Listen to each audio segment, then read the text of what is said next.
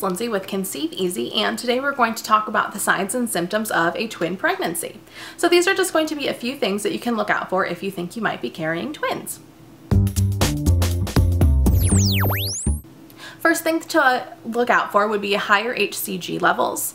Now HCG levels are tested for at your doctor's office. It's a simple blood test, and not everyone's going to automatically get an HCG test. They happen early on in your pregnancy and typically only happen for women that have undergone fertility treatments or have had miscarriages in the past.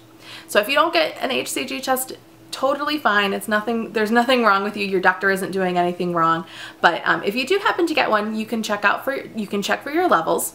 And if your levels are very high very early on and are doubling very fast, that could be a sign of twins.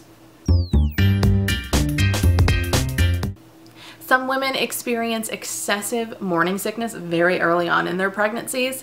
I think typically morning sickness hits right around like 6 to 8 weeks. So if you are experiencing really bad morning sickness before that, like around 4 weeks, then that could be a sign of twins.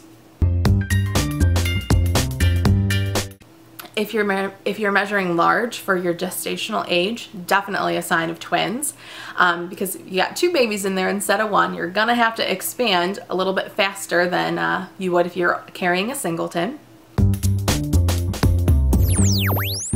Another one would be if you're experiencing early and frequent fetal movement.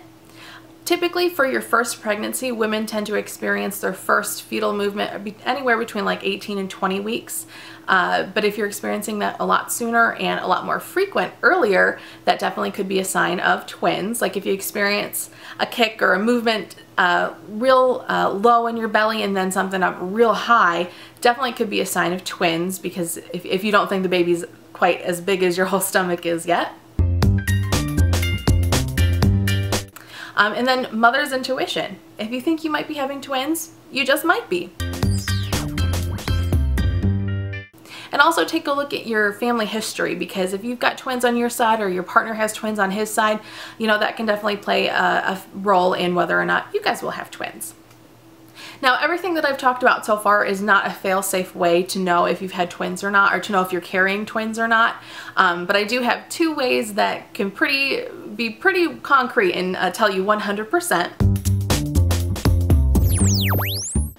The first one would be using your fetal Doppler, or having the doctor use the fetal Doppler.